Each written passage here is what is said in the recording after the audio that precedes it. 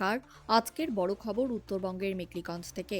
মেখলিগঞ্জ ব্লকের ভোটবাড়ি গ্রাম পঞ্চায়েত এলাকায় কিষাণ মান্ডির সামনে বৃহস্পতিবার দুপুরে ঘটে গেল এক মর্মান্তিক সড়ক দুর্ঘটনা। একটি দ্রুতগামী পিকআপ ভ্যান এবং একটি যাত্রী বোঝাই অটোর মধ্যে মুখোমুখি সংঘর্ষ হয়।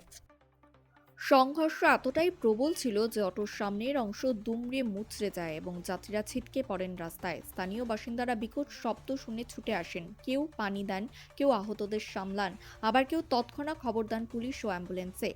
মানবিকতার এক উজ্জ্বল নজির দেখা যায় এলাকাবাসীর তৎপরতায়। দ্রুত আহতদের উদ্ধার করে নিয়ে যাওয়া হয় মেখলিগঞ্জ মহকুমা হাসপাতালে। হাসপাতাল সূত্রে জানা গেছে, আহতদের মধ্যে দুজনের অবস্থা আশঙ্কাজনক ছিল। চিকিৎসকের সর্বোচ্চ চেষ্টা সত্ত্বেও একজনের মৃত্যু হয়েছে, আরেকজন এখনো গুরুতর অবস্থায় চিকিৎসাধীন রয়েছেন। এই ঘটনায় এলাকায় নেমে এসেছে শোকের ছায়া। খবর পেয়ে পুলিশ দ্রুত ঘটনাস্থলে পৌঁছে দুর্ঘটনাগ্রস্ত দুটি গাড়ি উদ্ধার করে এবং ঘটনার তদন্ত শুরু করেছে। প্রাথমিকভাবে অনুমান করা হচ্ছে অতিরিক্ত গতি অথবা অসাবধানতাই এই দুর্ঘটনার কারণ হতে পারে, তবে সঠিক কারণ জানতে তদন্ত চলছে।